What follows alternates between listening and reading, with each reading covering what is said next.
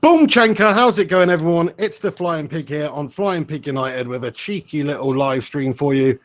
It's back, the Pig and the Hen Show. I'm the Flying Pig. I'm joined by Henry Hotspur. He's on the line. You probably can't see him because he's doing some sort of guerrilla activity at the moment. Not too sure what he's doing here. As you can see, he's just a dark mess. I'm doing my evening exercise. It's dark. Obviously, I'm not living in the UK right now, so it's evening. I've put on weight recently. Need to lose it, and I'm just walking around my local area, or the little sort of circuit that I've got within the apartment sort of blocks that I live in. And yeah, why not? You know, if I'm going to do a Pig of the Hen Show, might as well burn a few calories at it. That's it, mate. So what have you been doing with yourself then, man? You know, what's all this? Oh, we'll be doing a new live stream once a week when you go out there. Been out nearly a year, pal. Where's the freaking hello to the fans? Do you know what I mean? Well, right, I'll tell you what, right? I downloaded an app today. Do you know what app it is? Go on. It begins with T. Tinder? No, not fucking Tinder, mate. No, I'm quite happy with my marital life. There's a bigger one beginning with T. Come on. Are you talking about Tubate? No, there's a bit. Come on, what is the biggest? It must be, mate. The number one biggest app. I know, beginning with T in the world. It's Twatter. Well, yeah, you're almost there, mate. So yeah, today, literally, I mean, this is unbelievable, isn't it? But I literally downloaded Twitter about. Is that how you say it? Downloaded? Yeah, downloaded that app, mate. About an hour before we were due to go live. I don't know, I was just inspired. I thought, you know what? Fuck it. You know, I've never liked social media. It's never been my thing. And I just thought, well, what's the worst that's going to happen? I'm sure people can tell me it's going to be the end of my life. But well, the worst thing that could happen is you get bullied online until you eventually commit suicide. That's probably the worst thing that could happen. But we're not talking about that. Well, I can take it, mate. I can take it. You know, cyberbullying. It's nothing, is it? No, that's awesome. Did you log into your Henry Hotspur Twitter or not? Well, I am Henry Hotspur at the Henry Hotspur. If that means anything to Twitter users, that is me. Nice, isn't it? Henry_Hotspur on Twitter. Well, not anymore, unless I. Well, basically, you used to have an account. You used to have an account, so you've just completely abandoned that. Then, even though you had like 1,000 followers on there. Nice one. Good social media in there, Henry. Good social media. Shit. Nice one. Well, I must have forgotten, mate. Well, let's have a little private chat about it where we're not doing the Pig and the Hen Show, and then you could direct me back to followers if they still want to follow me, which they probably don't. Anyway, it's good to see you, man. All jokes aside, you know, even though you abandoned the podcast, it's good that you've come back and you are going to resurrect the show with the Flying Pig here. So Pig and the Hen Show, we are planning on doing this every single Wednesday around about this time. So there you go. I hope so, mate. The question is, will it lose its feeling? Will it lose its panache? Because it used to be me and you sat together. I could smell your armpits. You could smell my breath, you know? And that we had certainly there. Could, Henry Halitosis. You don't need to remind me. But now it's kind of like, yeah, I can hear you. You can hear me. People can hear us. But is it the same? That's the question. Does it have that same kind of... Do you know what? I actually think it's better. I actually think it's better so far. You know why? Because you don't have to smell my breath. Yeah, well done. Exactly. That's one reason. Also, there's a bit of jeopardy involved, mate. Like, you're just wandering the streets of Guangzhou at the moment. You can just get mugged at any moment. Do you know what I mean? There's jeopardy involved. Mate. It's not the streets, mate. It's literally the interior kind of little walking circuit around a lake, which is all part of the kind of recreational area that I live in. You know, there's if you want to get out of this area, then there's guarded gates. You know what I'm saying? You have to fucking use your little ID card to gain entry or exit. Yeah. That's pretty awesome, mate. Sounds like you're absolutely macking it up there in your ivory tower, mate. Well, I don't know about that, mate. It's just another it's just another country. It's another country, mate. You know? Hey guys, shout out to everybody who's tuning into this live stream, by the way. This is the first time we've done this in a while. Hopefully it's coming through loud and clear. It may well not be, but if it is, please do smash a cheeky like on this video and also get your thoughts in in the comment section about anything we discuss, and just let me know, give me a thumbs up or something if you are hearing Henry okay, because he's using a crazy VPN because he's in China at the moment. So let me know he's coming through. Let me know you can hear me okay, and you can see us. That would be sweet. But I just want to give a shout out to everybody who's tuned in. But look at this, Gungshi in the house. He's got a little super chat for you, Henry, already. It's Gungshi in, mate. Gunshi's in, mate. Gungshi's in, following you. He's still involved in your show, even though I haven't been round it for a year. And the first live show that we do, mate, he's back in. That is dedication, Gungshi, mate. Legend. You know what I mean? I'm shocked, mate. I'm shocked. That is dedication, man. Yeah, thank you very much, Gungshi. He comments and says, "Welcome back, Henry." So he's loving a bit of the head, mate. Do you know what I mean? No, fair play to him. Fair play to him. Gungshi, legend. And everybody else who I can see here, some of the usual legends. You know, we've got Gavin Clark, Alex Rudd's in the house here. So Ruddinator's involved. Oh, yeah, Rudd's involved. Yeah, Rudd's moderating here as well. Gaz Newton says, "Good to see you again, bro." So we've got everyone back. We're back and we're badder than ever. Should we get into the show then, Henry, or are we just going to do all this, please do. I mean, I'm talk? rusty. Let's be honest, I'm rusty as fuck. You know what I mean? I haven't. Do you know what I mean? I used to come around yours. We'd have a bit of laugh. You know, we get involved in the Pig and the Hen show. But you know, this is me being away a year, and you know, I'm having a great time. And I'll be honest, I'm happy I've left the UK. I am. I'm happy I left the UK. We won't get into that right now, but I am. Okay. But there is a piece of me, there's a part of me that is missing the Pig and the Hen. It's almost the number one thing that I miss about my country, which says a lot. but that's true. It's true.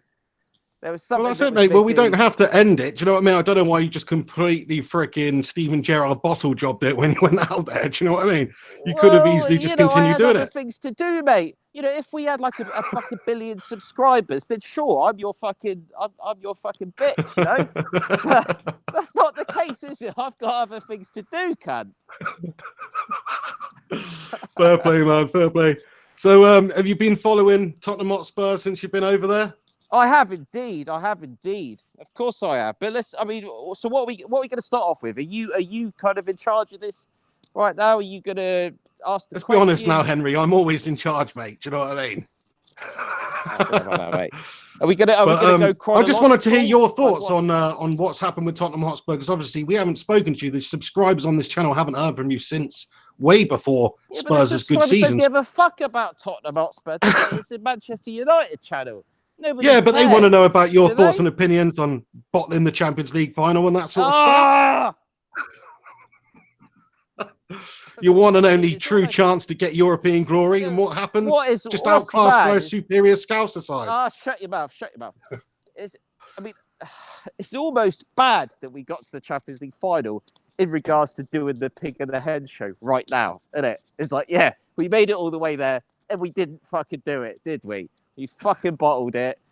In a way, I would have rather not got anywhere near the final, mate, because now I'm just open to, you mugged yourselves off, guys. It's like, well, we didn't, but we did because ultimately you pulled a Tottenham Hotspurs. Do you know what I mean? Like, you did that epic comeback in the semi-final against Ajax. Absolutely epic. Oh, it was epic. And then what happens? Bottle job it to the Scousers in the final. It was always going to happen as well. Yeah, and I must say, what a terrible football game that was.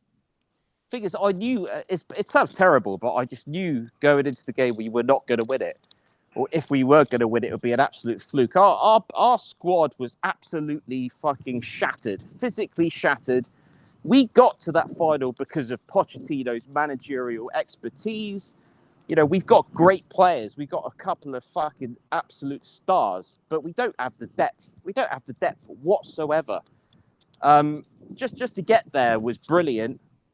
But, yeah, we were never going to beat a Liverpool side that were already kind of frothing at the mouth because they hadn't won the Premier League, even though statistically they did so fucking well. They must be one of the best performing teams. You hate to hear this as United fans, but they must be one of the best performing teams in a season to not actually lift the fucking Premier League trophy. So, of course, they deserve the Premier League in many respects. And they Yeah, got I the Champions agree. League. It's sad to say, but they are someone else at the moment. They are some team. You know, that Kloppy Jalopy. He's definitely got them playing well. He's definitely built a good team, and they're just getting stronger and stronger, aren't they? Same with Spurs, though. To be fair, Pochettino's done great. I mean, it's not quite the same level of just sheer audacious football out there, but it's still very good. He got your Champions League final, top four. He's doing wonders, mate. I'm very pissed off as a United fan because we've just having a mare. We've got Ole Gunnar. Hopefully, he's going to be good, but still, there's a lot of doubt surrounding Ole Gunnar Solskjaer's appointment at United and whether or not this season is actually going to be good, or because it could absolutely implode and he could just not be big enough for the job. We don't actually know yet. He had an amazing run when he first took over. I've got lots of stuff to say about United. I mean, I'll just finish off with Tottenham. Of course, I'm happy that just imagine if I'd said on the Pig and the Hen show this time last year before I left, if I said, yeah, expect to see Tottenham Hotspur in that Champions League final, you would have mocked me. Everybody that listens to the show would have mocked me. Yeah. And we got there. We got there. Okay. Yeah. Laughing stock. We didn't win it. But just the fact that we got ourselves there and people can laugh at us because we bottled it in the end. That is still, even though that's not an achievement, that's nothing to shout home about. But it is something. It is something of note. Agreed or not agreed? Absolutely, mate. And just the fact that Spurs seem to be reasonably well keeping their players at the moment, and also they've even signed Ndombele for 60 million, I believe. Like, that is such an un-Spurs thing to do. So obviously the ambition is there. Yeah. Well, you know, if you make a Champions League final, you get a lot of money. You know, we made top four. You're getting money. Okay, we spent a lot on the stadium, but the season we had last year must have been pretty fucking profitable. You know, the amount of people that want season tickets at Tottenham. There's just a massive following. So, you know, the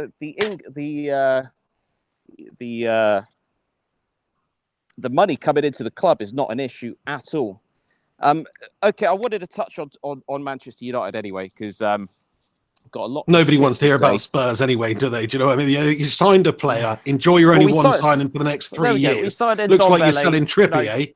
You're selling Kieran Trippier to Atletico Madrid, apparently. So okay, he's going. If he goes, he goes. I believe in Poch. It's like, you know, as long as we've got enough players that are competing for positions, we do. For me, we definitely need a couple more signings. I hope it doesn't stop with Ndombele. But, you know, you look at that midfield now. You've got Ndombele, Sissoko, Harry Winks, Wanyama, Eric Dyer. Okay, there might be a couple of names there where listeners out there will be thinking, well, you know, they haven't had a great season. They're not the best. But nobody could deny that any of them players are shit, right? Every single player that I just mentioned there has been a fantastic player within the last 3 years when they've been playing well. So, you know, that's just fucking mathematics, yeah? That is a strong central midfield in terms of competition and trying to get into the team there. No, I definitely respect what Spurs are doing. You know, earlier on in the video, you said you don't really have the depth, which is sort of true to an extent. Like, your starting 11, I think, is basically as good as anybody, and that's been proved by the great season that you had. But yeah, depth-wise, you're not quite there. But when I look at Manchester United and compare them with Spurs, it pisses me off because it's almost like you've got a deeper squad than us. Just like Alderweireld and people like that may be leaving, not quite in the side. Kieran Trippier, surplus to requirements, and people like that. It's like, hang on, has Spurs got more depth than United where they can just get rid of Kieran Trippier for 20 mil to Atletico Madrid? Obviously, they do. And United have just spent 50 million on Wan-Bissaka to come in and improve that situation. Right back's an issue for us. If we get rid of Trippier, I expected you right back to come in. You know, we've got Aurier, but he hasn't been sensational. You know, he's been a bit of a liability at times. So for me, if we get rid of Trippier, you need another right back there. We certainly need more backup for Harry Kane. You need another, you know, solid striker up there. Llorente's getting on now. You know, midfield looks sorted, but certainly, yeah. I mean, if Toby was to go, they're always talking about fucking Alderweireld going. So as long as we just get, we need about, what, three players to come in. I'll be happy with that. 3 more around the kind of 25 mil sort of mark. Young players that are pushing for places. I'd be happy with that. Absolutely, yeah. I definitely don't see that happening, but I respect your optimism there, mate. Just want to give a shout out to Alex Rudd, who sent a super chat in. Says, welcome back, Henry. So Rud showing a bit of love to you there as well, man. Everybody who's sending in comments and stuff, obviously, thanks so much. Get involved here. I will read as many out as we can, but me and Hen are going to have a bit of a catch up. We're going to discuss some topics, go into some topics. Sorry, I just knocked my my microphone, which is duct taped to a broom, a broom handle, which I'm using at the moment as a mic stand. So, but everybody, we will answer your questions. So if you've got anything to ask Henry in particular, do get commenting. We will have a little section at the end there where you can just fire questions at Henry, because obviously you've not seen him for a little while. Please do. I mean, I think we definitely need to have a little bit of catch up with the viewers out there. Ask anything you want, whether you think it's controversial or not, doesn't matter. I'll answer your questions, no problem. And please do us a favor as well, actually, because I haven't been able to tweet this out or anything. So if you can all just give it a share on social media, that'd be much appreciated, because I have indeed forgotten to tweet it out. So if you guys could do that now, please do it. Also smash a like on this video. But yeah, man, I mean, Tottenham Hotspurs, they don't really need any signings, mate. I know depth-wise, improve the squad, but starting 11's quality. United, on the other hand, let's just get into Manchester United now then, because it has been an absolute shitter of a year for United. Okay, really terrible. Right. Spurs doing better than United is just an absolute calamity. When has that ever happened? When has that ever happened? Okay, listen to me right now, okay? We were just talking about what Tottenham need to do to take it to the next level. What I'm talking about now is Tottenham Hotspur don't really have any players where I'm saying we have to get rid of this guy. He has to go. I don't have that emotion as a Tottenham fan, right? There isn't anywhere where I'm saying he has to go right now.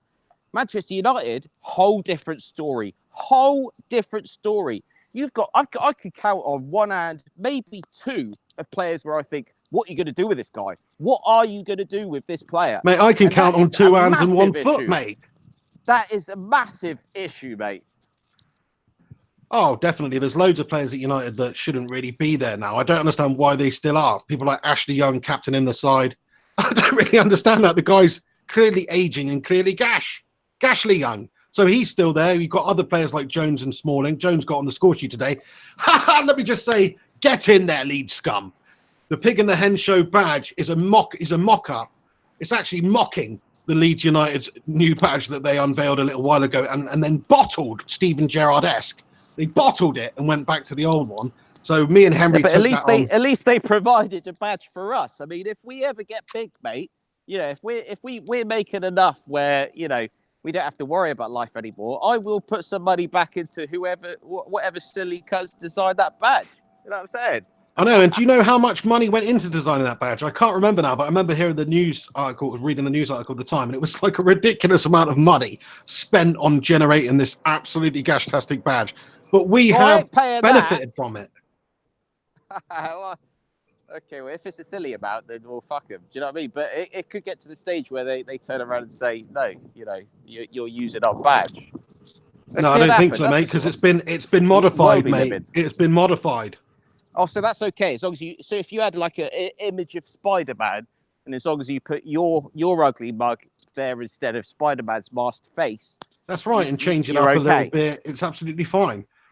Okay. Gungshi says, Pig, can you ask Hen where he's based in China and what city is he living in? Thinking of paying him a visit one day if possible. Ooh!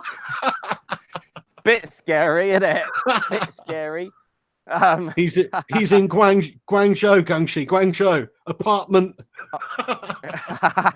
I am in a city called Guangzhou, right, which is the south of China. It is in the province of Guangdong. It is not so far from Hong Kong. A lot of people know Hong Kong, right? It's hot. It's fucking hot right here. Mate, right who now. has Rafa Benitez just taken over, mate? You know about Chinese Super League and stuff. Who has Rafa Benitez just taken over? Well, I know he's out in Newcastle. Yeah, Steve Bruce has just been appointed new head coach, mate, of Newcastle United. Stevie Bruce, lad. Let's talk about that. As far as a Mike Ashley managerial appointment, that's a great appointment. Notice how I said a Mike Ashley appointment, okay? I'm not saying it is a great footballing appointment. What I'm saying, it is a great Mike Ashley appointment. Do you know why?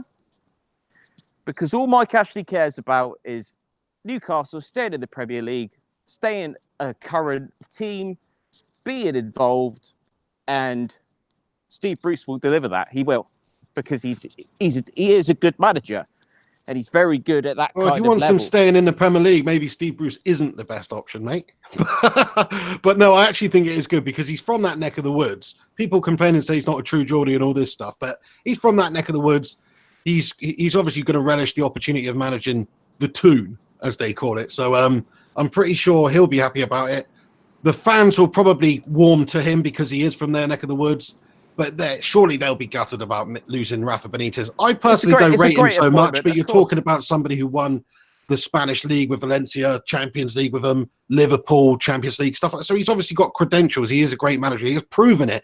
And to be fair to him, what he's done at Newcastle, what he did at Newcastle in the Championship and in the Premier League, with the meagre funds and backing and everything at his disposal, is actually really decent. So fair play to Rafa Benitez, but I'm sure Newcastle fans would much rather keep him around. They hate that Mike Ashley twat. I mean, I'm obviously not affiliated with Newcastle in any way, but he pisses even me off, mate, the way that he runs that football club, because they do have such a dedicated following of huge support. They fill that stadium out, even did in the Championship, so they have got huge support there.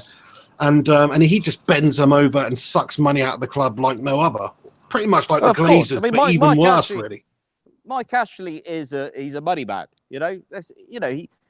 He'll say, yeah, I love Newcastle. I'm passionate about Newcastle. It's bullshit. For him, it's just an affiliation for him. It's all about the economics of it, and that's how he is. Can you blame him for it? Can you really? Bottom line, the modern football game, we allow these people to get involved in the game, and how can't you? Because it is all about money. End of the day, that's just how it is. You got the rich Saudis coming in.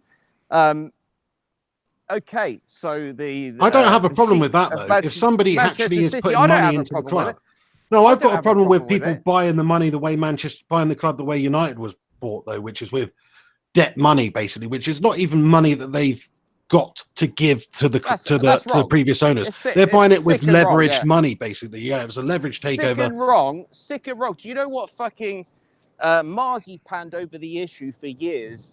Do you know what Marzi panned the issue? What the fuck are you talking about?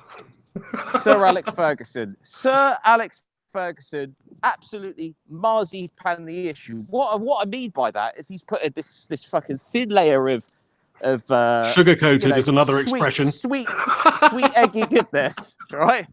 Sugar-coated, you mean? Sugar-coated. Over but no, you're fucking marzipaning it, mate. Are you serious? Yeah, I'm inventing something right here. Yeah, that works, yeah? So you got a stale cake line underneath.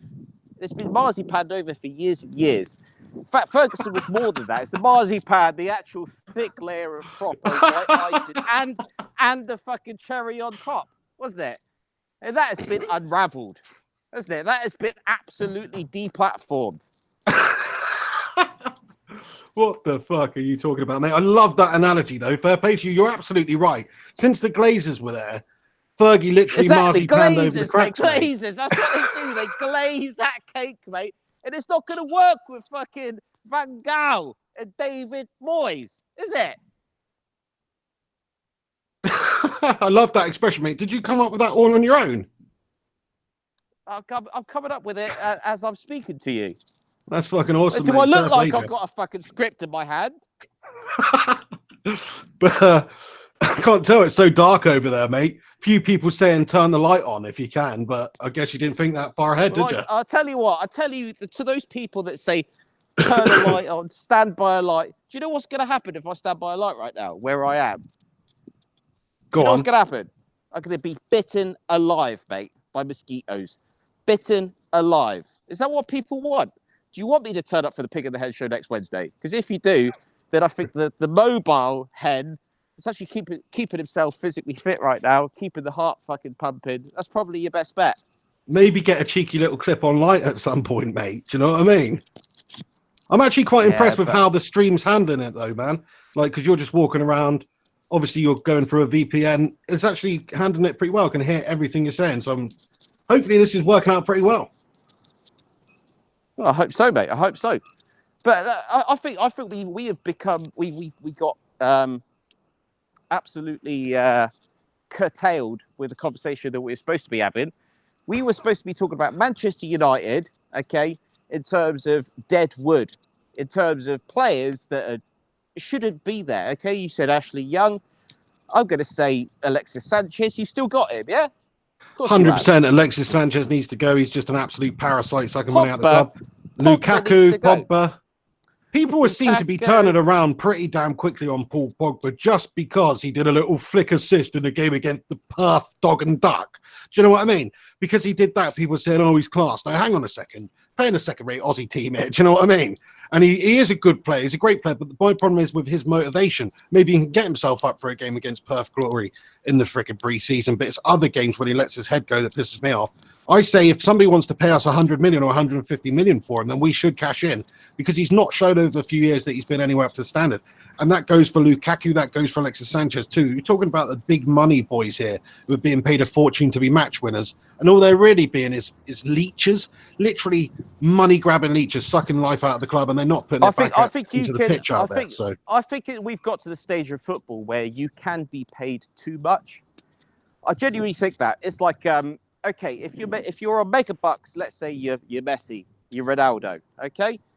That's different. That's different. Everybody agrees that players like that are on another level. Yeah? I mean, not just in terms of what it doesn't seem to affect their motivation though, does it? The fact that they're on the most money. It doesn't. Not just in terms of what they because do. They're characters, mate. Cristiano Ronaldo is a character. I hate Lionel Messi personally, but he is a character. Let me finish. But what they do for the club in terms of who they are, in terms of just being who they are. Okay, so if you've got Lionel Messi at a club, if you've got Cristiano Ronaldo, you're looking at shirt sales, you're looking at fucking having your face on a fucking Gatorade bottle, etc., etc. You get my drift, yeah? I hear you. Yeah, that's true. But why the fuck do we even care about that in this day and age? But it's important because if you're affiliated with a player there that's got the massive face in the world, that brings in extra revenue for the club. Massive face. So that's important, yeah. Yeah. Of course. Yeah, no, I hear you, mate. But at the same time, it's a face of mediocrity. I don't see Alexis Sanchez on a fucking Coca-Cola advert or a Pepsi advert. You know what I'm saying? But you're paying him silly wages at the age that he is, mate. United have got it completely wrong with Alexis Sanchez. Absolutely. Think about it. Can you really blame us, though, Henry? The point is, we have got it wrong with the amount of money that we pay him because we shouldn't have broke the wage structure. But the fact of the matter is, a player like Alexis Sanchez becomes available, wants to join your club. It's like, would you have said no to Robin Van Persie on 500k a week when that happened? No, you wouldn't. You'd have paid it because he's fucking awesome. Same with Alexis Sanchez. He was that match. I mean, I don't think we should. No, I disagree. I don't think we should have paid him that much because it's completely undermined the rest of the squad and destroyed our wage structure.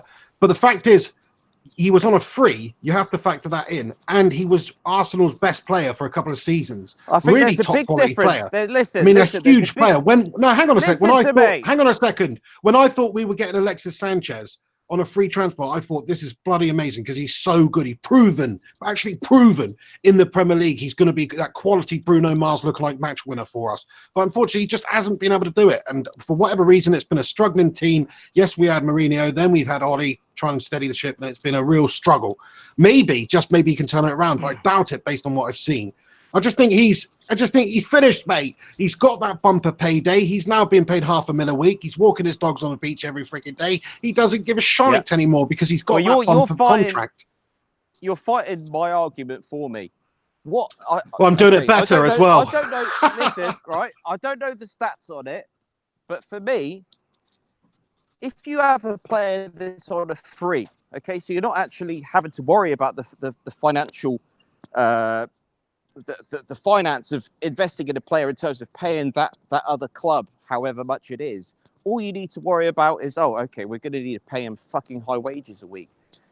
And that sounds fine at the time. In terms of actually the investment, all in all, what difference does it make? He's a great player. We're paying him the money instead of paying the opposing club. Statistically, I'd love someone to do the research on this, but I think that's where people are going wrong. If you're going to pay big money for a player, it's almost better that you're actually paying the other club the big money, and then you keeping the wages relatively reasonable for the player. Honestly, imagine Alexis Sanchez was still signed to Arsenal. He wasn't coming to the end of his contract. He wasn't on the free. He wants to play for Manchester United. You're going to offer Arsenal, whatever it is, 40 million, and you're going to pay Alexis Sanchez 225,000 a month. You might have a different player, mate. You might. You might, mate. Think about that. Think about that for a second. If you've been playing your heart out all your life, and then you're getting offered a contract where you're just getting paid silly money week in, week out. Okay, you think you made it. You've made it. Where's the incentive? Where's the incentive to push your career forward, to be that big player? You'd like to think, yeah, deep down in your heart of hearts, that's who you want to be. But if you're really that person, do you really want to push anymore? Or are you just happy to sit back and take your 450,000 a week or whatever he's on? Because he knows that he's fucking sorted with that. Well, it seems like the latter, doesn't it, mate? It seems like the latter, because since he did sign that contract, he hasn't performed, and before that, he was an absolute match winner. So what? He's performed until he's got that dream job, and when he's got that dream job, now he's just coasting. That's what it seems like to me. And that's but the fact is, now we're in the situation. I'm not bashing. Let me just agree with you and say that the way that United handled it, the way United handled the deal, where if somebody's going to be paid that much, you shouldn't even sign him, because it just undermines the rest of the squad. Look at Ander Herrera, for instance. Now, I thought he was a good player. I didn't think he was a great player. Great point. Yeah, he's put in a lot of effort and heart and desire. He's actually one of the few players in United's team over the last couple of seasons that does show a bit of fight and bottle out there on the pitch. And United didn't want to pay him. I think it was about 220,000 a week that he was after to stay at Manchester United. We didn't want to match that. He obviously talked to PSG, who are money bags. They decided to offer him somewhere in the region of 250 to 300,000 a week. So he got more from PSG anyway, and Champions League football. Yes. But what's his incentive to stay at Manchester United if he's not going to get half of what Alexis Sanchez is getting, even though he's putting in more to the team than Alexis Sanchez is? Yes. You've got players like David De Gea paid 300k a week, who want to be paid 450k a week, because he's the best player in the world in his position, and he's getting paid way less than Alexis Sanchez, who's being paid $500,000 to look like a Bruno Mars impersonator. What a Bruno Mars impersonator, exactly. Great point, mate. I agreed with everything you just said. Look at it in that way. I wasn't even looking at it in that way, and then you've just brought it up, and that even says more than what I was saying. I was just looking at it from Alexis Sanchez's point of view, why he's not performing. But actually look at Manchester United as a whole team, as a whole squad, as a club. You've got somewhere there that's taking this much money. Okay, let's forget about football. Let's think about your line of work, my line of work, whoever's listening's line of work. You go to work, you do your job. Hopefully you try to do a good job. Now there's some other cunt there that doesn't even work that hard, just because he's got a fancy name and he looks like Bruno Mars. He's getting paid 10 times more than you. And you're thinking, fuck you, Henry, mate. Have you been watching my videos, mate? Else, mate? Do you know what's funny is I did a video about Alexis Sanchez a little while ago and stuff, and literally your analogy there, I basically used that exact analogy. I've already covered all of this shite, mate, basically. To be honest, I haven't been watching your videos at all. No, clearly not. Sorry, clearly not. Because if you had, you wouldn't have just reiterated my analogy. Do you know what I mean? So you already said that. I literally used the analogy. I said, imagine if you're working even in like a sales environment, and you're working there, you're top sales every single week, you're bossing it, and then the mug next to you is barely pulling his weight, barely getting any, but he's being paid more than you. Well, how would you feel? Just because he looks like Bruno Mars. Exactly, because he looks Bruno Mars, and he's being massaged by somebody in the background. Who knows? Do you know what I mean? It's a joke, isn't it? It's a joke. I mean, we don't have that problem at Tottenham Hotspur. You know what I'm saying? We do not have. You don't, to be fair, you don't. You might have some players that get paid slightly more than others. There might be a little bit of like, well, does he deserve the extra 20,000 a week? But you can justify it though. It's like Harry Kane scores 20-odd goals a season. He may be your highest paid player. Well, that's justified because he is. There we go. A game changer. Does Kieran Trippier deserve to be paid as much as Harry Kane? Absolutely not. He's way more surplus to requirements, even though he's a good player. Do you know what I mean? Exactly that. So we've got a great footballing pay structure model, whatever you want to call it, and Manchester United do not. Do not. And that is your issues at the moment.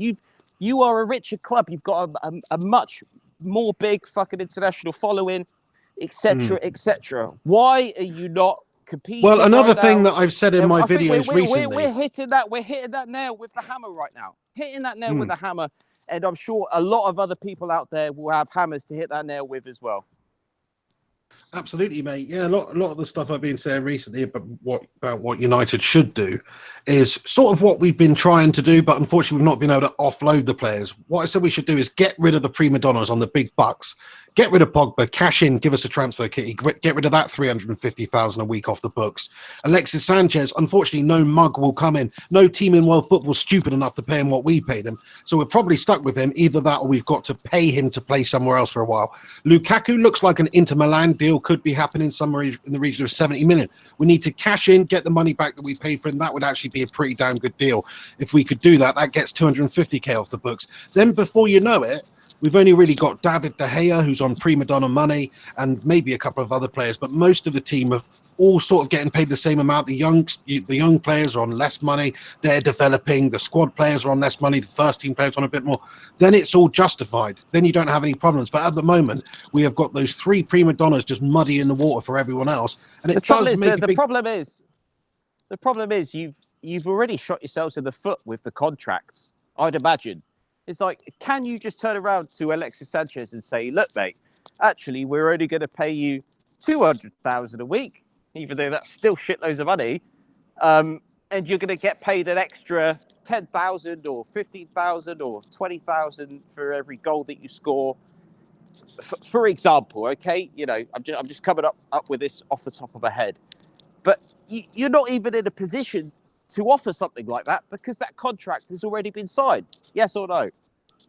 That's right. And do you know what else is filth as well, Hen? It actually affects players coming into the team, because guess what? If you want to sign somebody, let's say we want to sign Bruno Fernandes, it gives him an extra bargaining chip in his corner when he's negotiating the deal, his agent's negotiating the deal with United, because it's like, hang on, you pay this is your wage structure. If you want him to be one of your key players, well, guess what? You're going to have to pay him like Pogba. And next thing you know, you're even having to overpay the players, not just in transfer fees, but in also in wages. So this club, Ed Woodward, the potato head, he is running it really poorly in that regard. It's disgusting. It's disgusting. Who made the decision on Sanchez with his contract? Was that Jose? Was that Jose? Sorry. Mourinho? Well, there's a lot of speculation. That or not? Basically, Jose said to Ed Woodward, "Look, get this. I want this man. Get this man at all cost." It doesn't mean Ed Woodward has to break the whole structure to get him. He can say to Jose, "Sorry, we couldn't freaking get the guy. He wanted $500,000 a week. We can get him." But still, Jose obviously wanted him. Why wouldn't you want Alexis Sanchez at the time? Like I said to you. So as far as you know, that was Jose's decision. He wanted the player. He was happy to pay. Well, it can't be Jose's final decision. He wanted the player. He probably didn't get involved in the... As a manager, as a football manager, surely it comes down to more than just considering who's a good player, who's not a good player, who's going to be good in the team. Surely a good modern manager now has to look at how much these players are getting paid, you know, making sure it's a fair team in terms of they all feel like they're getting paid fairly. Otherwise, you're fucked. And if Jose made that, it's all fucking coming together for me now, mate. Jose didn't work at Manchester United because he signed Alexis Sanchez. If what you're saying is that was his choice, that was his downfall, mate. That was his downfall. Alexis Sanchez is the problem. No. I sort of disagree with you there, Hen, because listen, if Alexis Sanchez becomes available, you want him. Jose's not going to really get too involved in the finances behind the scenes, I don't think. But you've he already wants his man, Ed Woodward. Yeah, but Ed Woodward has been told by Jose, these are the players that I want. Go and get them if you can. That's basically the situation. Get him at all costs. That's what he was told, as far as the media would have us believe it anyway. You say to that's up to Ed Woodward to say, nah, mate. Try to get these players and then come back to me with the contracts that have been offered. How much are you willing to pay this player? Exactly what's going to happen, and then I'm going to make a decision on that, because the finance is very fundamentally important. That may be the case, but it's slightly different to the days when Sir Alex Ferguson had much more dealings within the background stuff. Like, it's different in this day and age. You've got that freaking potato king doing more stuff, and it's very annoying. I agree with you, but Yes, that's probably Jose's. Jose had a big contributing factor to the signing of Alexis Sanchez, absolutely. But still, it was on the club, it was on the board, it was on the people making decisions to stick within a certain wage structure, and that has what has caused a big domino effect to the club, where it causes players to be signed for more money. It causes players to want to leave because they're not getting parity with some of the other gooners in the squad. If that's the case, for me, Jose, the personality he is, did not step his foot down enough in terms of player fairness when it comes to wages, because I think that means a lot now. Of course, it means a lot. It's not about the money. It's about the feeling of it. As you've explained, as we've explained in the analogies we've been using, that is fundamental. So if we had a player at Tottenham Hotspur that was Alexis Sanchez, that wasn't making the first team because he's just not scoring the goals, he's not playing that well, but he's making 450,000 a week, is that going to be detrimental to Tottenham Hotspur as a club? Yes or no? Well, of course it is. Yeah, of course it is. Of course it is. If Pochettino made that decision to sign that player, does the blame lie with Pochettino? Well, partially, he's not really in control of the wage structure, is he? He's not the financial man controlling the expenditure of the club. Do you not think that the expenditure of the wage structure of what the players are earning is fundamentally important now in terms of the modern game for the job of being a football manager? I think it is. I don't even know if the two are related in this day and age. You've often got directors of football at football club who deal with all the ins and outs, all the transfers. Then you've got a head coach. If you look at Steve Bruce at Newcastle, well, that's the problem. He's been appointed as the head coach, and then you've basically got Ashley, this puppet master twat, just in charge, like dangling freaking Steve Bruce's limbs up from above.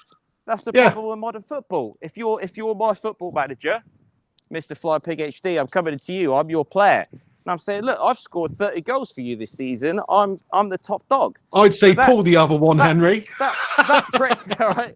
Listen, right, that prick, that was just in the fucking dressing room right there.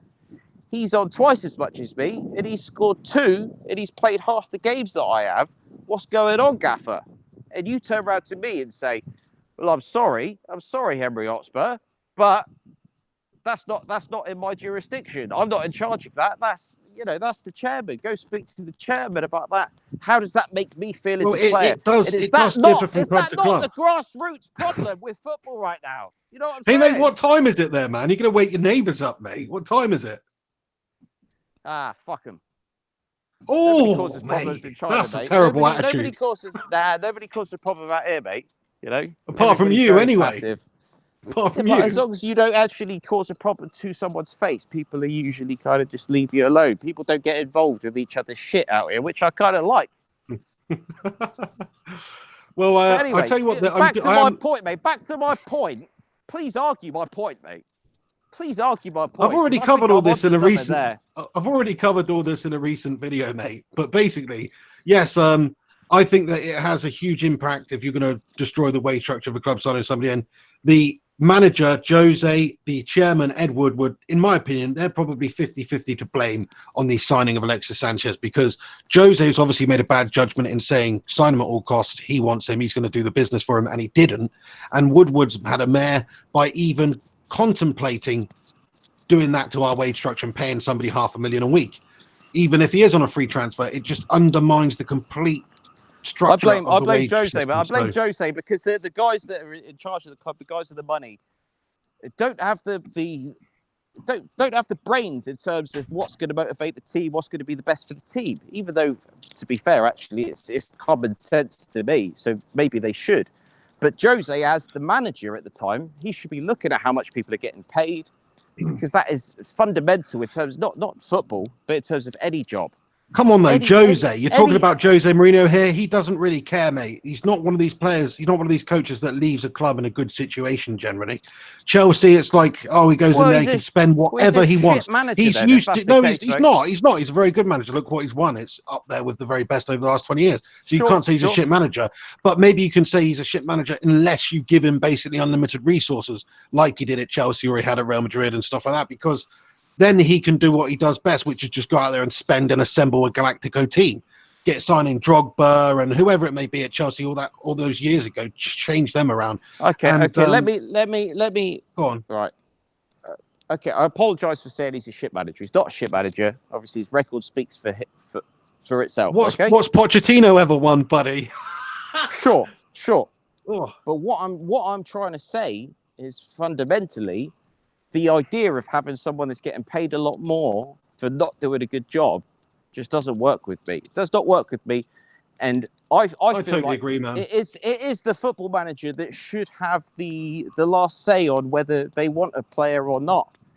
So, okay, you could say to Woodward, I want But this why player. wouldn't you want Alexis Sanchez? It's easy to say out. that now, Henry. Why would you not want Alexis Sanchez at the time? Of course you would. I wouldn't have wanted him at that at those wages. I'd have had Lionel Messi at those wages. So I would have had Cristiano Ronaldo at those wages. Yeah, but you wouldn't have been able to sign those players.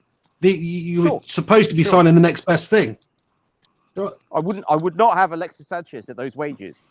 Because you would have done if he was performing like at Arsenal. No, because then it's justified. Other players would turn around and say that he doesn't deserve that much a week. Well, unless it's justified. If he'd have come over in and been that match winner for us, like he was at Arsenal, then you can justify it.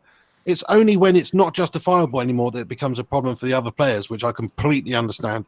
But the fact is, United's got a lot of players that are paid probably way more than they should be, and it's just not a very well-run club at the moment. What we really need to do is just get rid of the high-paid players, focus on youth, which we have sort of started to do with the signing of Wan-Bissaka and also Daniel James.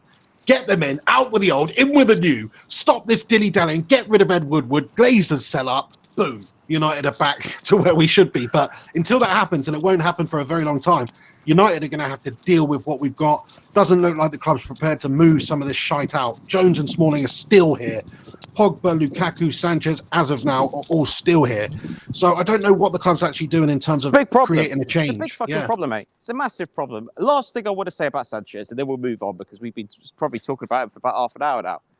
But statistically, that last season that he had at Arsenal before he came to United, how many more goals did he score than United's top scorer for that season, for example? I have no idea, but he was right on. He was right up there, mate. He was right up there. Trust me. Okay. Yeah, right up there. So what was it kind of like if he could, have that prolific goal scoring season again for United, then he would have merited those wages. Yes or no? It depends how many. If he scored 30 goals in the season, then yeah, 100%. Okay. Do you know what I mean? Let's finish it on that. We've had a good fucking debate on that, haven't we? Alexis Sanchez, yeah. I mean, just get rid, basically. But I've got a feeling that no other team is going to be prepared to pay anywhere near the money that he's on. So United would have to take a big hit on the. So hang on a sec. United would have to take a huge hit on the chin by paying him to play for someone else, which we are not going to do just out of principle.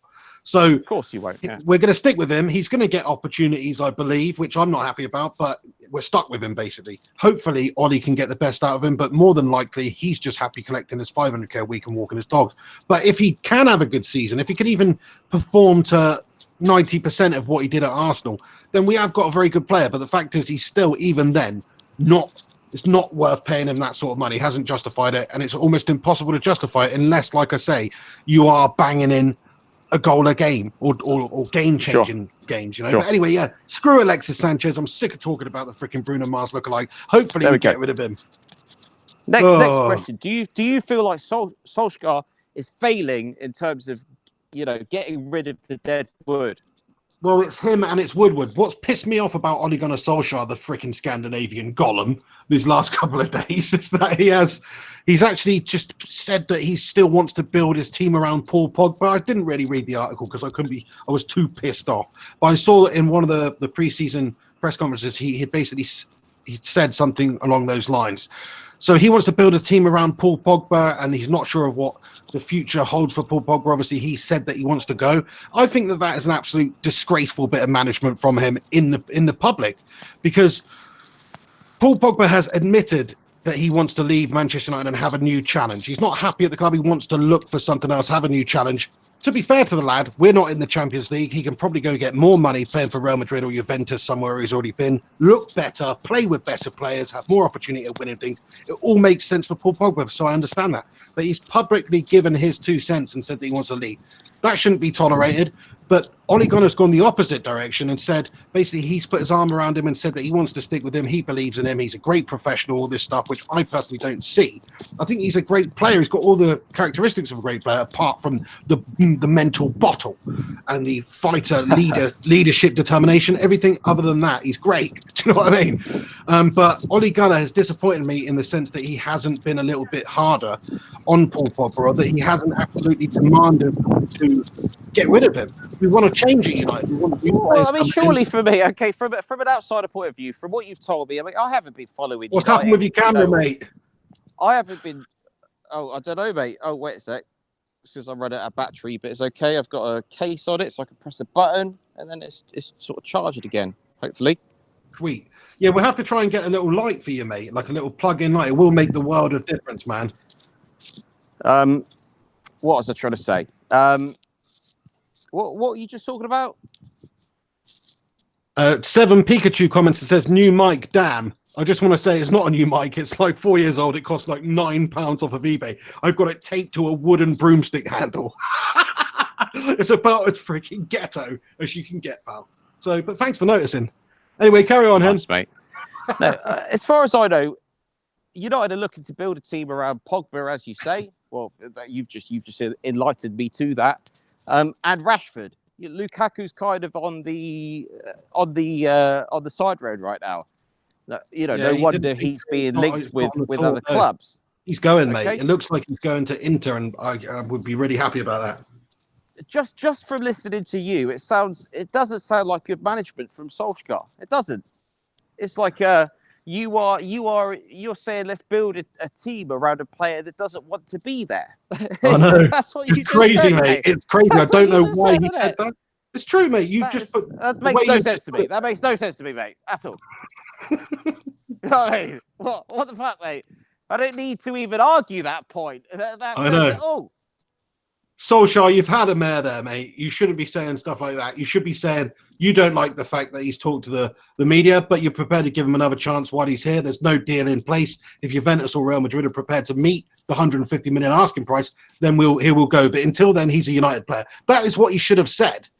And that way, it gives Paul Pogba some sort of encouragement and comfort. But at the same time, it's leaving the door open for somebody else to come in and make a bid, and for us to get rid of him. But it does seem like Solskjaer rates him and Solskjaer wants him, which I don't get, because I just think too many times last season did he let his head drop, and he really did hurt Manchester United's chances of getting back into games. I look at that game, second last game to the season, where we're still in with the chance of getting top 4 against Cardiff, I believe it was. And it was an awful performance from us. We're down, we're behind. Paul Pogba, our leader, our mercurial talent in the middle of the park, supposed to make something happen. What did he do? He just absolutely shrivels up, mate, and just head goes missing. His complete head's gone, pal. I've had enough of him anyway. I'd have thought Solskjaer would have been able to see that the moment he took over, and before that, because he's seen obviously what's happened at United with the players. Pogba being one of the main culprits for underperforming, even though he's a great talent. If you're talking about underperformers, who gives you 100%, he's one of the worst candidates. So sure, to me, I completely agree. Completely agree. I think another big issue you've got is your defence. You look at players like Smalling and Phil Jones. I don't see them two winning new titles. I don't. Is that a harsh thing to say? They don't even make the England back two, in terms of your centre backs. Who are you talking about? Jones and Smalling? Yeah, Jones and Smalling, mate. Realistically, they should be nothing more. No, they should be nothing more than backup players. I mean, we do have Lindelof and Bailey, who could be good and have shown some sort of improvement, or certainly Lindelof has. So you're saying is that Solskjaer's choice, though? Is that Solskjaer's choice? What do you mean, keeping hold of them? No, in terms of your first 11, is he next season? Is he going to be playing by next to Lindelof? Mate, I don't know what he's going to do. We're supposed to be signing Harry Maguire. He won't, though, will he? Brendan Rodgers has just come out and said that no team has actually met the valuation of Harry Maguire yet. There was all this speculation, all the United channels on YouTube giving it a big and saying Maguire deal, having a medical, all this stuff. But the fact is, who actually knows until it's signed on the dotted line and done? we do need to sign Maguire. I wouldn't like to spend more than 80 million for him. Really, he's a 60 million pound player in this current transfer market, even though he's a good player. He's not worth any more than that. But United are in the situation where we're in the situation where we have to pay to get our man. Like, this is one of those situations. We need him. He fits. He would come to the club. It's a step up for him. But at the same time, he's attainable.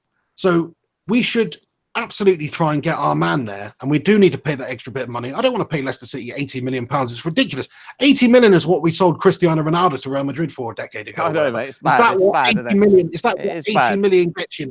You used to get Ronaldo, now you get freaking Harry Maguire. Is Harry Maguire as good as Van Dijk? Mate, your camera's gone off again, mate. Absolutely not as he is as good as Van Dijk, but he is good. He's very good, and he's a good leader. He's as good a leader. Do you know what I mean? Like, he will organise and marshal that back line. He's good at bringing the ball out, playing from the back. He's got a lot of good attributes. But if I had to take a choice between Van Dijk and Maguire, it would be Van Dijk. As much as it pains me to say, he's much more all-round complete. He's just much quicker, much more physical. I mean, Harry Maguire's a big unit, big slabhead, but he's not as mobile. He's slower, although he is intelligent. So slabhead. Yeah, that's his nickname, isn't it? Is it? Yeah, that's his nickname. Slabhead. Oh, 2 seconds, mate. You just talk for a second. Name's not Harry. You just talk for a second. I won't be long. I'll be 10 seconds. I'm just. What are you doing? Having a piss or something? I just need a drink, mate. So you just chat shit for a minute. I need a drink. Well, all I was going to say is, I joined Twitter today. Okay, and this is the first time that I've ever. Well, actually, I have been on Twitter before, but I never went on Twitter. I think I only joined Twitter because obviously the Flying Pig suggested me to do so, but I never actually went on it. So today, I actually went on it, and I thought, oh, this looks interesting. Okay, so you can follow people that you're interested in. I take it the idea of it is they tweet stuff, and then you read their stuff, and you think, yeah, that's interesting. And then if anybody's interested in what you got to say, then you tweet shit, and then they read that, and they think, yeah, fair enough. That's what that person said. So I get the idea of it. But yeah, I went on it, and the first thing, straight away I'm learning shit. That's the thing. That's what I think the beauty of Twitter is, actually, because I've always been very anti this sort of thing. I don't like social media. I don't like Facebook. I like a real life. I like real friends, real women, etc., etc. I like a real life. I don't like the idea of you sat in your room, you're walking, but you're not actually looking at what the fuck's going on. You're just looking at your phone, checking the latest tweet or whatever the fuck it is. That is not life for me. Okay. But I've learned something today. I went on it. Twitter feed comes up. Is that what it's called? And there's actually stuff coming up. Like okay, happy birthday, Yap Stam. Right? Happy birthday, Yap Stam. Legend. Okay. And right, go on. Would I know that if I hadn't joined Twitter today? No, I would not have. Mate, Gungshi says the Hen discovers social media shock horror. Like, what? Welcome to 2019, mate. Mainstream media. Okay, I check the news. I'll go on fucking whatever news. I'm not going to say what news I look at, but I'll go on a news website which just tells me some biased shit, probably. Okay, but they don't tell me stuff like it's Yapstam's birthday today. But I found that out because of Twitter. So fair play. Tell me, happy birthday, Yap Stam. Happy birthday, Yap. What an absolute United legend. We could certainly do with him still. I think it's his birthday today, unless that was because I've might have been yesterday, mate. That might be yesterday or a couple of days before, or maybe last month. But how do you even know that anyway? Why are you following like Manchester United accounts? That makes no sense. No, I'm following the Premier League. And it just comes up with sort of all Premier League shit, which helps, doesn't it? If I'm supposed to be the Henry Hotspur, some kind of fucking football guru, which I'm far from. I want to read a comment. I want to read a comment out from Sri Zri. It's a tough name to say. Comments and says, Twitter feed. Is that what it's called? Said the man who lives in a cave where it's always dark. Ripping on you there, like that, mate. No, you definitely need some sort of lighting set up, mate. To be fair, But I will respond. But listen, I will respond like to talking questions. to David I won't Moyes in a respond. freaking goblin I won't cave, respond mate. to bullshit questions. I'll respond to questions though. Yeah, not just bullshit comments. How long have you got today, Hen? Well, I've got as long as my phone battery runs out, which might happen soon. But anyway, let's keep us move on to the informed, mate, next so we topic. can We did have topics that we wanted to speak about keep it tonight, did we informed, not? mate. Keep me informed on the battery situation, so you can say so we can wrap it up properly. But Well, I will do yeah, as long as it warms. I'd like to get on and talk a little bit more about the potential signings of Manchester United. So, of course, Harry Maguire is that. Bloody hell, we still going to talk about Manchester United. Yeah, It we don't want to talk sickens about me. Spurs, It do we? sickens me. The only chance that I get to voice my voice on social media is I'm enslaved to this channel. Am I not? I have to talk about this Manchester United bullshit. It's not interesting, mate. Go on then, plug your shite new Twitter account, which has only got 2 followers, even though you previously had one which had 1,000. Zero followers, mate. 0 followers. Get it right, mate. I'm sure you Zero. have. I'm sure you have some more after this, mate. But You no, need to try help and me get onto my old Twitter feed, that's it. because if Right, I've got 1,000 followers on there, mate, I will lead a revolution. That is Henry's Twitter. Is Henry_Hotspur. Or you can follow his new bollocks one as well, his pseudo account.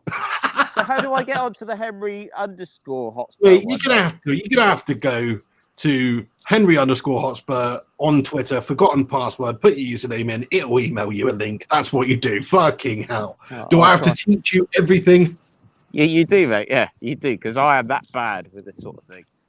But okay, potential signings for United. We said Maguire. You know, I'm sure you. Bruno Fernandes. I want to talk about Bruno Fernandes, mate. Basically, the Portuguese Frank Lampard, because he's like a goal-scoring midfielder. I think he scored over 20 goals from midfield last year for Sporting Lisbon. He's definitely somebody we could do with. I'm excited at the prospect of it. I'm not too excited about United wrapping it up anytime soon, based on how long it's taken us to do the Wan-Bissaka deal and even the Daniel James deal, and of course the Maguire deal. We're not doing a very good job of getting these transfers in quickly, but he's certainly a player that excites me. I actually think if United finished this transfer window and we had spent, a reasonable amount of money, maybe we've got rid of Lukaku or Pogba or somebody else, and we've generated a bit of money. We've signed Daniel James, who looks like a good young talent. We've signed Wan-Bissaka, who looks like a very good young talent, already had a good season in the Premier League. We've signed Harry Maguire, a proven Premier League centre-back, an area that we've needed to strengthen for a long time. And Bruno Fernandes, a real dangerous threat from midfield. Then I think that would actually be a really good transfer window for us. I know at the start of the window I was saying I think we should get rid of 6 players. We should sign 6 players. But 4 players to improve the starting 11 is actually pretty damn good transfer window for United. We just need to hopefully move on 1 or 2 of those big prima donna players, which would enable us to sign these players, free up the funds to do it, and then Manchester United could have a real good go of getting into the top 4 again this season. Even with those 4 players, I don't think Ole Gunnar Solskjaer is going to be able to get us challenging for the title. City, Liverpool, their stranglehold at the tournament at the moment. The competition is just way too strong. They've got great squads. They're only going in the right direction. Great coaches who know what they're doing. The teams know what they're doing. So it's going to be very difficult to break the stranglehold of those teams. But United just need to focus on getting above the likes of Chelsea, getting above the likes of Spurs. And if we sign those 4 players and we have a good season, then we could do that. One thing's for sure, I think Ole Solskjaer, he absolutely needs to get this United side firing on all cylinders. We've had a good tour so far. We've beaten Perth Glory. We've beaten Leeds United. Always great to beat the Scummers. But that's not exactly a real good yardstick for how we're going to do it at the start of next season, because we are, of course, struggling. Of course, there's lots of uncertainty at United. There's still problems in the dressing room behind the scenes. If Paul Pogba's stuck around at the club, or if he goes, there's all sorts of ramifications that can happen at this football club. So it's going to be another roller coaster of a season for United. I just hope that we start strong, and that will ease a little bit, just a little bit of the pressure. Say we win our first few games, that will relieve a bit of the pressure that is currently flooding down upon the Gollum himself. Do you know what I mean? Do I know what you mean? I don't know. A little bit of a soliloquy for you there, mate. In a way, mate, don't know what you mean at all. I don't. Because, I mean, I do. I understand what you're saying.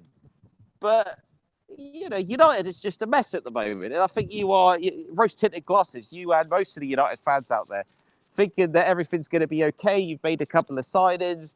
You've got Ollie in there. He's going to sort everything out. It's not going to happen, mate. It's not going to happen. It's not Ollie's fault. It's not even your players' fault. It is you have been left with an absolute mess.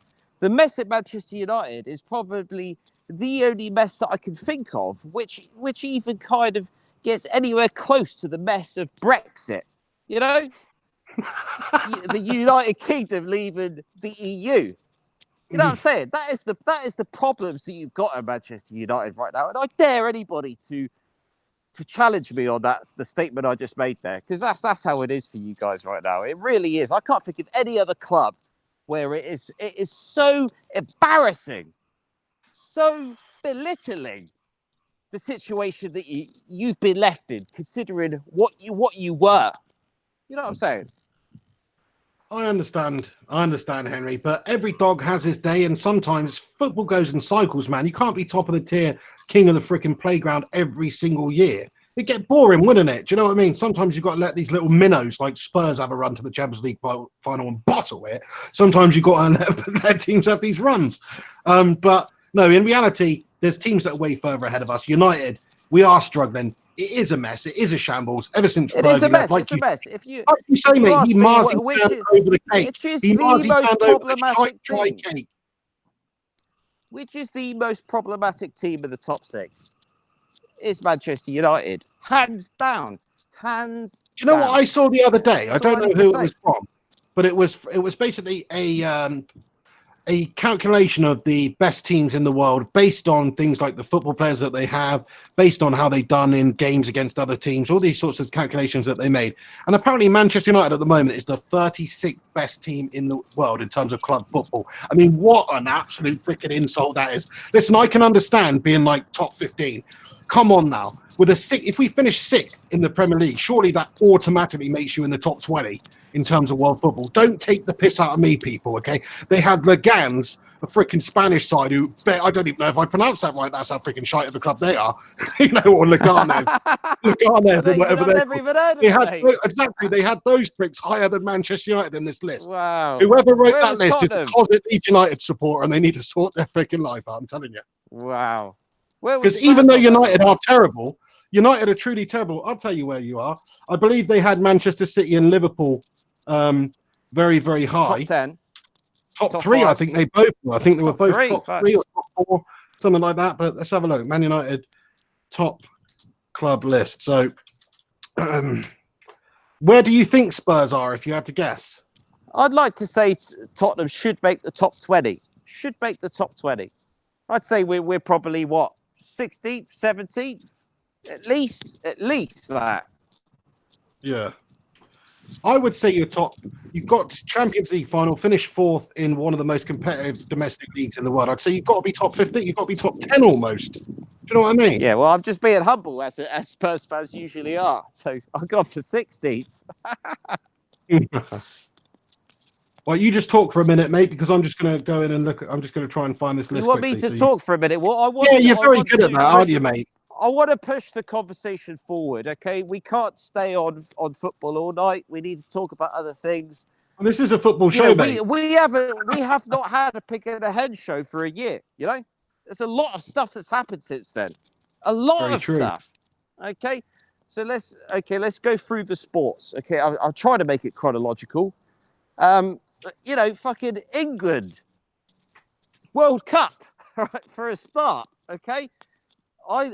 We ceased. We had a hiatus of the Pig and the Hen show. Mate, this is old hat, mate. This is old shit. What you're doing to yourself, mate. Nobody cares about this. All right. Okay. Kieran Trippier scored a free kick in the semi-final. So what you're saying is we can't even speak about it for half a minute. Is that what you're trying to say? You know what I mean? The Pig and the Hen I actually said you talk about. What you want. Events, and you're saying, not even worth mentioning. What kind of nationalist patriot are you, cunt? You know what I mean? We made the semi-finals. We did better in a World Cup than we have done for years, mate. And you don't even want to talk about it. We had the easiest run to the semi-final we had in years, and we bottled it where we played a half-decent team in Croatia, who we should have beaten. So yeah, I'm still pretty bitter and pissed off about it, mate. To be honest. Well, I can't disagree with that, but it's still. Hey, look, I've got the database here if you want to know it. So if you guys want to check this out, and look at the world rankings of all the clubs in football at the moment, then you go to footballdatabase.com/ranking/world, right? Here I am. So number one, oh my God, this is absolutely sickening. This is definitely a scouser that's come up with this list. So number one is Liverpool. They are apparently the best rated team in the world at the moment, which I guess it does make sense. They got 97 points in the Premier League. They won the Champions League final. They won the Champions League final, yeah. And they did shit well in the Premier League. So you can't disagree with that. You can't. And they've actually gone up 16 places from last year. So it goes to show you what an incredible season they had with Kloppy. Yes. Manchester City, they are number second. They are number 2 in the list, so they're second. And they've gone up 10 places since last year. So Manchester City, obviously winners of the Premier League. They beat that Liverpool team to the Premier League, which says a lot. Just complete to show that they fucking wank over the Premier League, don't they? Absolute consistency. Yeah, they absolutely do. They massage that Premier League trophy, mate. That's all they care over about. That is the first fucking they spunk on it. Category that they search for on the porn site. You know what I'm saying? Premier League. Number 3, Barcelona. No surprise there, I guess. They've actually dropped since last year. Bayern Munich, number 4. Ajax making it into the top 5. But I guess that's based on Ajax. But I guess that's based on the coefficient because they finished first in their own league, which shouldn't have the highest rate in league in terms of weight for what it measures, because it's a bit of a Mickey Mouse league compared to some of the others. Mate. Tottenham finished 4th, and we beat Ajax in the Champions League. So fuck that. I know. Well, there you go. It's kind of that's bullshit. It's bollocks, this, mate. Do you want to know where Spurs are? They are 17th, mate. See, I told you, mate. I told you, didn't I? I said 16th, 17th, mate. Yeah, fair play. This list is bollocks, though, because Atalanta in Italy, Shakhtar Donetsk in Ukraine, and Napoli are all above Tottenham Hotspur. That doesn't make any sense to me. Bullshit, mate. Absolute bullshit. Yeah. And they've got Brazilian team Palmeiras, number 10. I mean, yeah, realistically, nah, mate. Do you know what I mean? So absolute bullshit. But I mean, I think it's important that we cover the sporting events over the year. I mean, let's we talked football. Let's just talk sports for a little bit here. Well, seeing as you're pissed up, mate, what are you drinking, by the way? I had a few beers. What do you mean I'm pissed up, mate? Don't tell everybody I'm pissed up, mate. Mate, people can work that out for themselves, can't they? People can literally see you drinking. By the way, Hen, where's your camera gone, mate? You're having a fucking mare. Well, there we go. I mean, it should be back. I'm down to 10%, mate, so I could go any time. You know what I'm saying? Right, okay. Live or die listening right now. Well, say what you want to say then, mate, and then we should probably wrap this one up. But you can tell you're using an iPhone, by the way, mate, by your shoddy battery life. Do you know what I mean? What was it on when you came out? Don't tell me it's 100%, mate. Don't bullshit. Yeah, pretty much, yeah. Don't bullshit me. And then you've got a power case, mate. I've got a case on it. You've got a power case, and it's still only on 10%. I need to sort yourself out. I didn't charge up properly, mate. I came out unprepared. All right. All right. Well, don't fuck around and waste our time and do that again next time, Hen. All right. Apologies, mate. Apologies. So what I wanted to say, okay, just quickly, let's go through the sporting events. So yeah, England, we did what we did. End of the day, we made it to a semi-final. You can't mock it. We did okay. We definitely did okay, better than okay. Fair enough. But do we want to talk about it almost a year later? Maybe not so much. You certainly don't seem like you want to. So that's that. Not really, mate. Let's look at boxing. Tyson Fury, drawed with Deontay Wilder. Okay. Breaking news, Justin. Tyson Fury drawed. Everybody knows it, but people were waiting to hear what we've got to say about it. Okay. Oh. What a joke! What an absolute joke! Tyson Fury won that bout hands down. Everybody knows it. He's still in the game. Fair play to him. Tyson Fury is my favourite British boxer. Doesn't matter what you think about him in terms of what he said in the past. I'm sure he said some controversial shit, but people say shit, right? In terms of who he is, I think he's a good guy. Deep down, he's had his issues, but he's a sporting icon. I do look at him and I think fair play. I like the guy. Would you not agree? I've always liked him, actually, man. Even when people really disliked him, I always thought he was a very funny character, and he brings something to the game of boxing which has been missing over the last couple of years, which is a bit of entertainment. He's very entertaining, very good value, and to top it all off, he's a bloody good boxer. Like the technique, the footwork, the movement that he has for somebody of his size, bearing in mind he is 6'9", is absolutely insane. He's so skilled as a boxer, and you can see that, like in his last fight against that German bloke. I've already forgotten his name. Tom Schwartz is what his name was, actually. Yes. And he's rope-a-doping him, and he's dodging all these punches. You don't see heavyweights do that too often. So just the fact that, and I know he's basically fighting a tomato can there, but when you look at what he did against Deontay Wilder, who is an undefeated boxer who's got like 48 KOs on his record, something like that, and he basically pieced him apart and schooled him and outpointed him for the whole fight. And just got caught by that massive. It's unbelievable. It's unbelievable, mate. You say tomato can. End of the day, Schwartz had beaten whoever he'd come across. You know, he considered himself a professional boxer. Is he going to be one of the greats? No. Okay, but Fury absolutely destroyed him in terms of outclassing him. You know, it didn't overpower him. He outclassed him. And that's what people love to see in boxing. It's not necessarily about the guy that's fucking, you know, throwing the punches and just decimates the opponent by throwing the punches. But there's more to boxing than that. Tyson showed that. He was on the ropes. He's dodging them shots. I watched it 15, 20 times, mate. That's how great it was. Fury's the real deal. Okay? No, I've been saying it for years, man. Like when I made some money on him when he fought Klitschko, I really believed he was going to win that, and he did. Do you know what I mean? He's a very good technical boxer, and he's just his size and range and everything's just too much for a lot of boxers to handle because he's just so awkward to fight, and he can fight southpaw, he can fight any stance he wants. He's very, very elusive. So I think out of all the heavyweights around at the moment, he's definitely the best one, I think. Of course, Wilder has all the power. He's the biggest puncher. He's always got that puncher's chance, as you saw in that fight against Tyson Fury. Anthony Joshua, really what Tyson Fury's been saying about him over the years, that he's just a pumped-up bodybuilder, was sort of shown in that last fight because, you know, obviously he did get taken apart by Ruiz Jr., and that was quite a bad performance by Anthony Joshua. Obviously his first loss in his career, but that was a terrible performance where it really exposed a lot of the holes in his game. He just got taken apart. It was awful, mate. It was embarrassing, mate.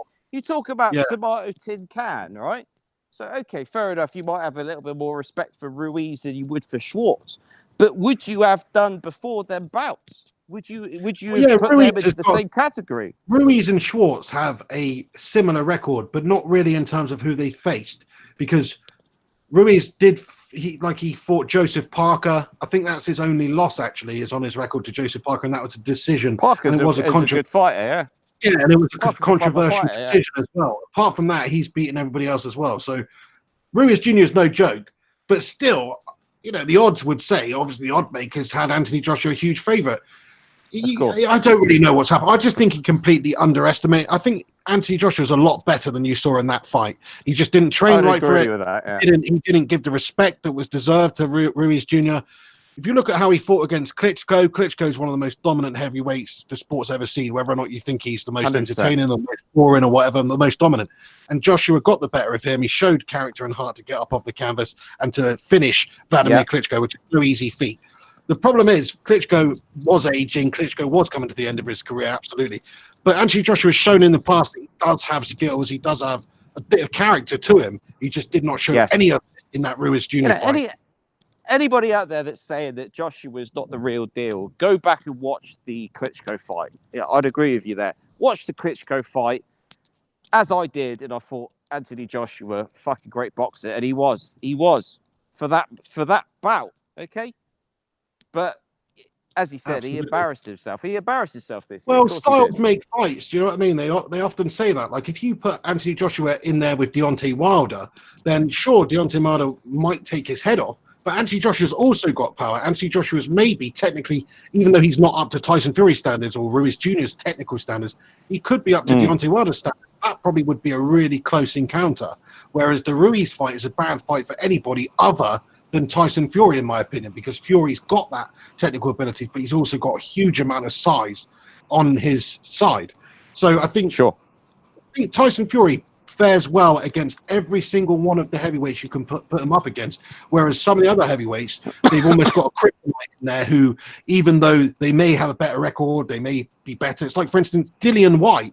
I think Dillian Whyte could go in there and he could beat any of those guys, perhaps other than Tyson Fury. So there's another kryptonite fighter who's just got pure raw power, who loves a brawl, who's very dangerous, who doesn't get the credit he deserves. I think he should be right in the mix as well, because Dillian Whyte is a very, very, talented boxer, man. Just because Anthony Joshua beat him once doesn't mean that he would beat him again.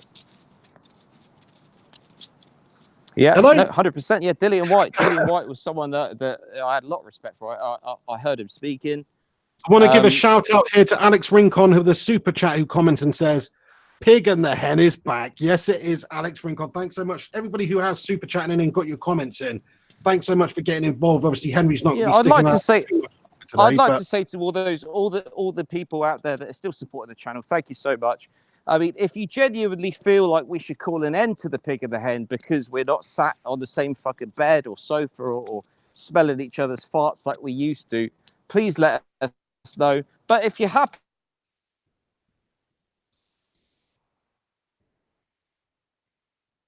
what? Henry? Oh, right. Well, that's piss poor. I think basically we've lost Henry's feed here just when he was about to say some nice stuff there to all you guys for supporting the channel. But he's right. I just want to carry on the point that he was making there. Everybody else that has, tuned into this video, and all the usual supporters and everybody that's tuned in after all this time away, thanks so much for stopping by on the Pig and the Hen Show. What we will do is every single Wednesday, we will do a Pig and the Hen Show around about 3 p.m. UK time, live, just like this. Hopefully it's been an okay listening experience to you.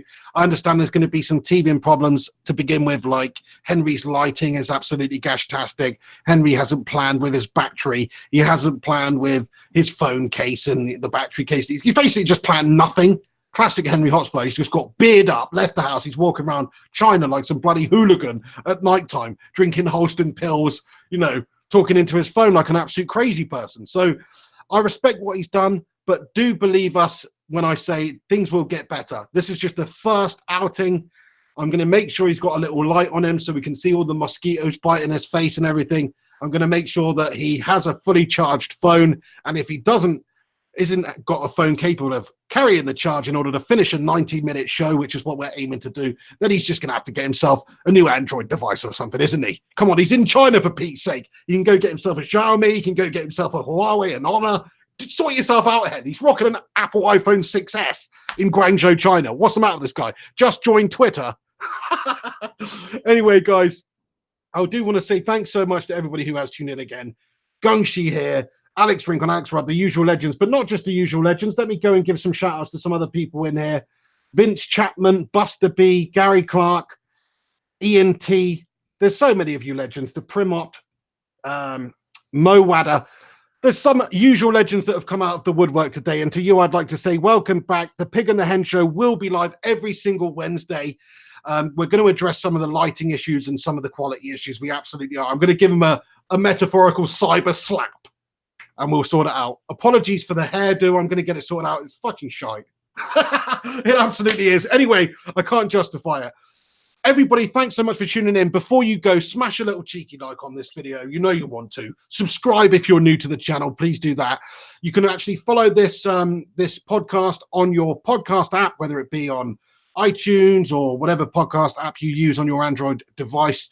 Then please do go and give it a subscribe. It's called the Flying Pig Podcast, or the Pig and the Hen Show is another way you'll be able to find it. I'll upload this pretty much soon after we finish the live streams every single week. So in case you are not able to tune in or watch it on YouTube, you can listen to it while you're on the toilet through your phone on your podcast app. So please keep a lookout for that also. But anyway, thanks so much for stopping by on the live stream. I'm going to call Henry back on my phone now and find out what happened. I'm guessing his battery's died. So he's an absolute freaking amateur, but very good to see him on here. We're going to be doing all sorts of live streams on the channel now. I've got a new sort of little computer, very cheap computer that I picked up. Old school, awesome HP Elite 8300, which is just an old shitty computer that cost me 70 quid, lads and lasses. But it seems to be doing the job pretty well. I'm going to upgrade the shit out of it. Anyway, I'll see you soon. We will be doing more live streams every single Wednesday, 3 p.m. Next time we'll be starting a lot more a lot more curtly on time than we have done this week as well. So please do keep a lookout for that. But for now, you've been watching the Pig and the Hen Show. I've been the pig. He's been the hen. Unfortunately, he is blacklisted at the moment because his battery's gone. So you're not going to be able to hear from him But I'll say goodbye on his behalf. You've been watching the Pig and the Hen Show. Thanks very much for tuning in. Like, subscribe, comment, give us a share. Please help us out. Let's get this podcast out there in the ether. Give it a share on social media. You're a bunch of legends. Alex Rudd, thank you so much for moderating, and everybody else who's got involved in the comment section. Apologies if we weren't able to read out more comments. What I was hoping to do is just at the end of this video have like a quick fire Q&A with Henry Hotspur, where I'm just picking out the best questions that all of you legends have asked during the stream, and he's answering them rapid fire. That's what I wanted to do just for the first episode back, because obviously we've not heard from Henry for a while. Wasn't to be, because he's an absolute iPhone 6S melter. Anyway, I'll see you soon. This is the Pig. Take it easy. Have yourselves a good one, and keep a lookout for the upcoming Pig and the Hen shows.